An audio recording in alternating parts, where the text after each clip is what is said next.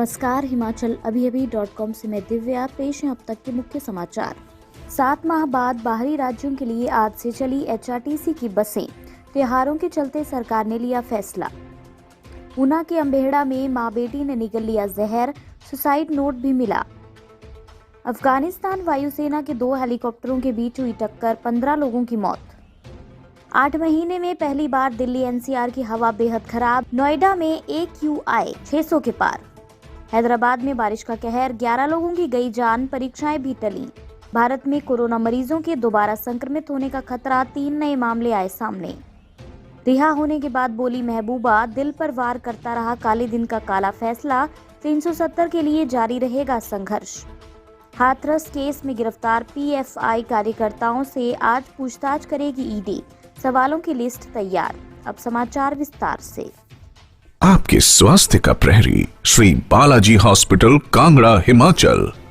7 महीने से थमी हिमाचल पथ परिवहन निगम की इंटरस्टेट बस सेवाएं आज से बहाल हो गई हैं। आज पहले चरण में 25 रूटों पर अंतर्राज्यीय बस सेवाएं शुरू हुई। इनमें चंडीगढ़, पठानकोट, बद्दी, होशियारपुर, लुधियाना, अंबाला, हरिद्वार प्रमुख हैं। नवरात्रों और त्योहारों के मद्देनजर लोगों को सुविधा देने को सरकार ने ये निर्णय लिया है।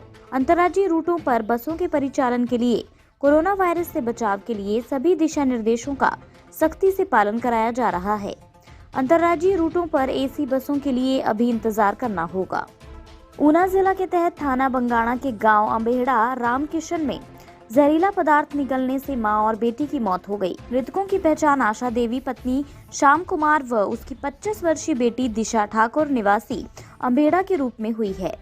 पुलिस ने मौके से एक सुसाइड नोट भी बरामद किया है। आशा देवी व उसकी बेटी दीक्षा ने मंगलवार देर रात जहर खा लिया, जिसके बाद उन्हें अस्पताल लाया गया, जहां से मां को मृत घोषित कर दिया गया, जबकि बेटी को PGI रेफर किया गया, लेकिन रास्ते में उसकी मौत हो गई। महिला का एक बेटा भी है जो सरकारी विभाग में नौकरी करता है। जब वह रात 10 बजे ड्यूटी से घर पहुंचा तो उसकी मां और बहन की तबीयत खराब हो चुकी थी। DSP रमाकांत ने बताया कि पुलिस ने शव को कब्जे में ले लिया है और मामले की जांच शुरू कर दी है। अफगानिस्तान में भीषण हवाई दुर्घटना हुई है। मंगलवार रात दक्षिणी हेलमंद के नवाज जिले में अफगान वायुसेना के 2 हेलीकॉप्टरों की टक्कर हो गई। इस दुर्घटना में कम से कम 15 लोगों की मौत हो गई है। सूत्रों के अनुसार हेलीकॉप्टरों द्वारा कमांडो को एक स्थान पर उतारा जा रहा था और वहां से घायल सुरक्षा बलों को ले जाया जा रहा था। इस दौरान दोनों हेलीकॉप्टरों के बीच टक्कर हो गई। बताया गया कि इस घटना में 8 लोगों की मौके पर मौत हो गई। हालांकि अभी तक अफगानिस्तान के रक्षा मंत्रालय की तरफ से दुर्घटना को लेकर कोई टिप्पणी नहीं की गई है। वहीं प्रांतीय गवर्नर के प्रवक्ता ओमर जवाक ने नवाज जिले में दुर्घटना की पुष्टि की है, लेकिन इस पर अधिक जानकारी साझा नहीं की।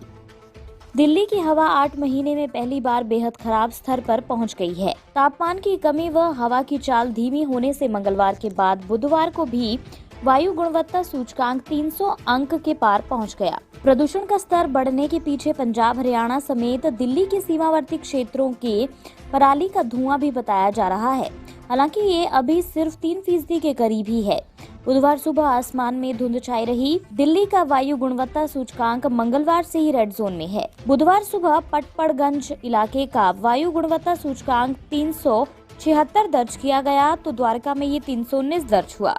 वहीं नोएडा सेक्टर 116 में वायु गुणवत्ता सूचकांक 665 के आंकड़े पर था। 200 से ऊपर वायु गुणवत्ता सूचकांक को खराब और 300 से 400 के सूचकांक के बीच को बेहद खराब कहा जाता है। अन्य समाचार ब्रेक के बाद। Shri Balaji multi speciality hospital Kangra, जहां आपको एक ही छत के नीचे मिले बेहतरीन चिकित्सा सुविधाएं, cardiology, laparoscopic, general surgery, neuro surgery, orthopaedics, paediatric, radio diagnosis, urology, gastroenterology, ophthalmology, pathology, medicine, anaesthesia और डेंटल जैसी अत्याधुनिक और बेहतरीन चिकित्सा सुविधाएं, 24 घंटे इमरजेंसी सुविधा, 9 बेड के साथ critical care unit, cardiac monitor और डिफिब्रिलेटर्स, सेंट्रल ऑक्सीजन लाइन और वेंटिलेटर सुविधा। हिमाचल प्रदेश के सबसे बड़े निजी स्वास्थ्य सेवा प्रदाताओं में से एक Shri Balaji multi speciality hospital Kangra राष्ट्रीय स्वास्थ्य बीमा योजना के साथ सूचीबद्ध Shri Balaji multi speciality hospital Kangra BPL परिवारों के लिए अस्पताल में कैशलेस भर्ती होने के साथ ही ECH की भी सुविधा। हमारा पता Shri Balaji multi speciality hospital, Balaji Vihar, Ujjain, Kangra. संपर्क करें 9218411108 पर। Shri Balaji multi speciality hospital, Kangra.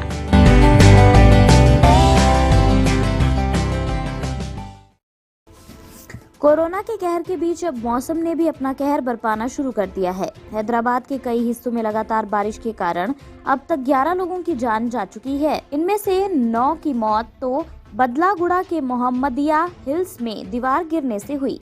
सड़कों पर पानी भर गया है और कुछ निचले इलाके पूरी तरह से जलमग्न हैं। बारिश ने राज्य सरकार के तमाम दावों की पोल खोल दी है। बारिश की वजह से उस्मानिया यूनिवर्सिटी और जवाहरलाल नेहरू टेक्निकल यूनिवर्सिटी ने आज और कल होने वाली परीक्षाओं को टाल दिया है। यूनिवर्सिटी प्रशासन का कहना है कि अब अगली डेट पर परीक्षा होगी। तेलंगाना और आंध्र प्रदेश में अब तक 14 लोगों की मौत हो चुकी है। भारतीय चिकित्सा अनुसंधान परिषद ने मंगलवार को कहा कि देश में कोरोना वायरस से दोबारा संक्रमण के 3 मामले मिले हैं। इनमें से 2 केस मुंबई और अहमदाबाद में, 1 केस सामने आया है। ICMR के महानिदेशक बलराम भार्गव ने कहा कि दोबारा संक्रमित होने की समय सीमा 100 दिन तय की गई है। कई अध्ययनों में ये सामने आया है कि एक बार संक्रमित होने वाले व्यक्ति के शरीर में आमतौर पर 4 महीने तक एंटीबॉडीज मौजूद रहती हैं। भार्गव ने कहा कि दोबारा संक्रमण एक समस्या है जो पहली बार हांगकांग में सामने आया था। उन्होंने कहा कि WHO की तरफ से हमें कुछ डाटा मिला है जिसमें दुनिया भर में दोबारा संक्रमण के 2 दर्जन मामलों का जिक्र है। दोबारा संक्रमित होने वाले लोगों से टेलीफोन पर बात कर कुछ डाटा एकत्र करने की कोशिश की जा रही है। करीब 14 महीने के बाद पूर्व मुख्यमंत्री महबूबा मुफ्ती की रिहाई से जम्मू कश्मीर में सियासी गतिविधियां तेज होने के आसार हैं। अनुच्छेद 370 हटने के दौरान हिरासत और फिर PSA में नजरबंद महबूबा की रिहाई के कई मायने निकाले जा रहे हैं। इसका अंदाजा इसी से लगाया जा सकता है कि रिहा होते ही महबूबा ने अपने बयान के जरिए एजेंडा घोषित कर दिया है। रिहा होने के बाद पूर्व मुख्यमंत्री महबूबा ने ट्विटर हैंडल पर अपना बयान जारी कर विशेष दर्जे के लिए जद्दोजहद जारी रखने का ऐलान किया। महबूबा ने कहा कि मैं 1 साल से भी ज्यादा अरसे के बाद रिहा हुई हूँ। 5 अगस्त के काले दिन का काला फैसला हर पल मेरे दिल और रूह पर वार करता रहा। यही कैफियत जम्मू कश्मीर के तमाम लोगों की रही होगी। कोई भी शख्स उस दिन की डाकाजनी और बेइज्जती को कतई भुला नहीं सकता। हाथरस कांड में केंद्रीय अन्वेषण ब्यूरो CBI जांच का आज दूसरा दिन है। पहले दिन कई घंटे की जांच पड़ताल हो चुकी है। वहीं इस घटना के बहाने दंगों की साजिश के मामले में गिरफ्तार 4 पॉपुलर फ्रंट ऑफ इंडिया सदस्यों से आज प्रवर्तन निदेशालय पूछताछ करने वाली है। सवालों की लिस्ट तैयार है। दंगों की साजिश के मामले में गिरफ्तार मसूद से आज ED की टीम कई सवाल पूछ सकती है। जैसे जांच में पता चला PFI के अकाउंट से विशेष उद्देश्य के लिए पैसे मिले, उद्देश्य क्या था।